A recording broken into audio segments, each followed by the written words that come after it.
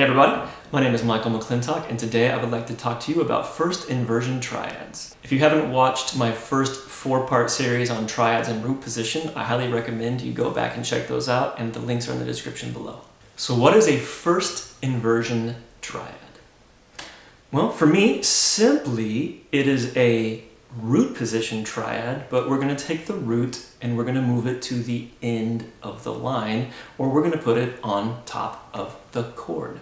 So we're going to start here on E minor, but we're going to put G in the bass. We're going to begin with G.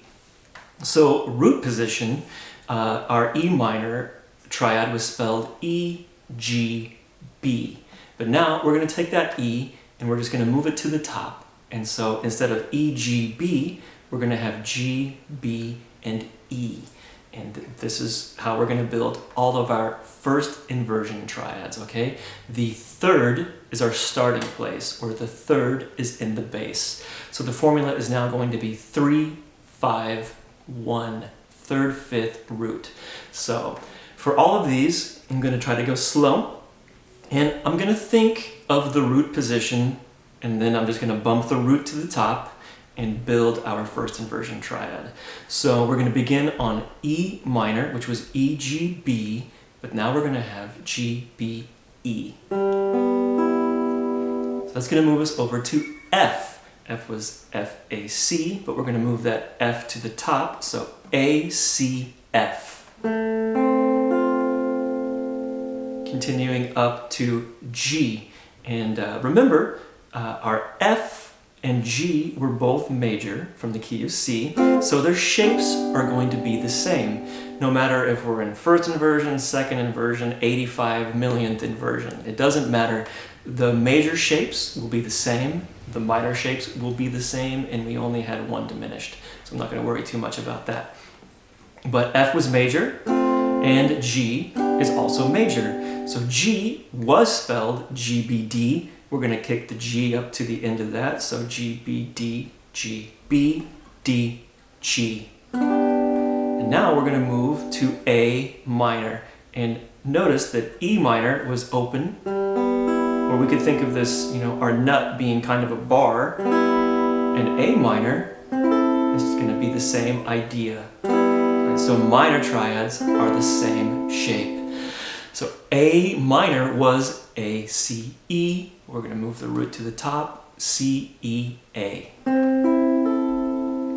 Now we've got the odd man out, the B diminished. B diminished was spelled B, D, F. Now it's going to be D, F, B on top. And that's going to take us to C major. So check it out, right? F was major, G was major, and C is major. They're all the same shape.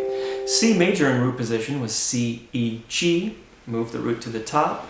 E, G, C on top. And now we're almost done. We've got D minor next. And it's going to have the same shape as A minor and E minor. So D minor in root position was D, F, A. Now we're going to have F, A, D on top. And that's going to bring us home to E minor, an octave up. And nothing will change here. This was G, B, E. This is going to be G, B, E, an octave up. And then I just want to show you F, an octave up as well, because we're going to use this quite a bit. And nothing will change with the notes. It's A, C, and F.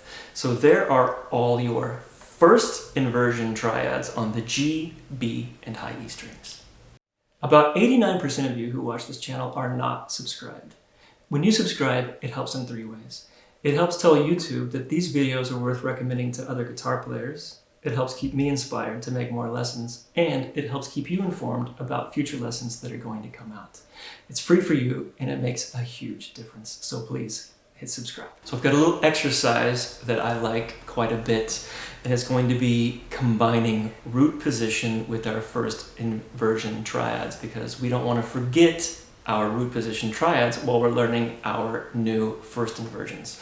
And I'm going to be using a cycle of fourths. I talk about this in a little bit more detail in my video about intervals. So if you want any more information about how to build a cycle of fourths chord progression, go back and check out that video. The link's in the description below. So I'm going to open up on an A minor in root position, right? We have A, C, and E.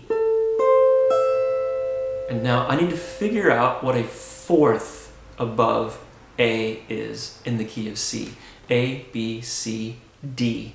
So I'm going to move to a D minor chord, but that is going to be first inversion. So I'm going to bounce back and forth between root position and first inversion.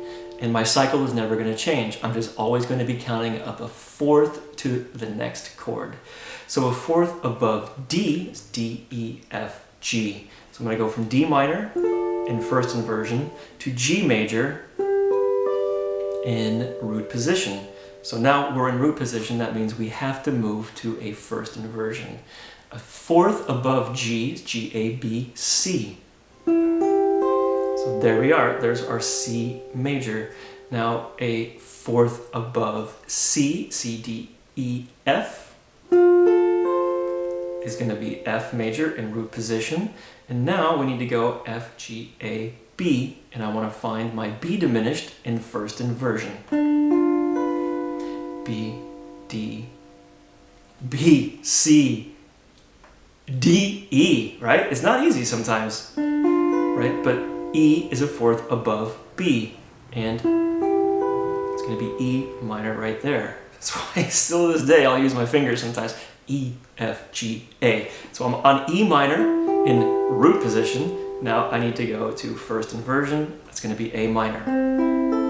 So what's cool about this is we've gone from A minor here to A minor here.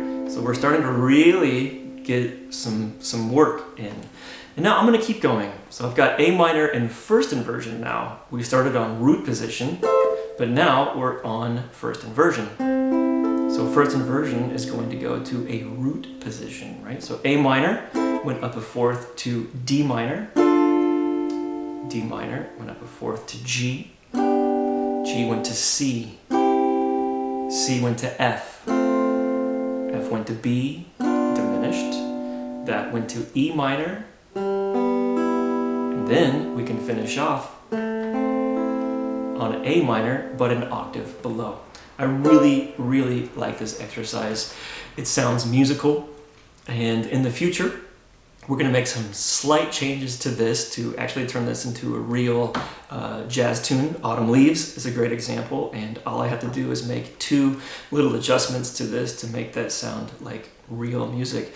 But this is a fantastic starting point, so I highly recommend taking this exercise and doing it every day. In the description below, you can find a link to my Patreon page where I have this chart and every other chart or tablature for every lesson I've made on YouTube so far. And I also recently wrote a book called Master the Guitar Fretboard and Essential Music Theory in just 10 weeks. So if you're interested in taking on that challenge, you can find a link to that in the description below as well. Thanks for watching and working through the boring stuff that actually works. If this is helping you improve, subscribe. When you subscribe, it keeps me motivated to make future lessons. It helps YouTube tell other guitar players about my channel, and it's going to help keep you informed about future lessons. More is coming soon. Hit subscribe.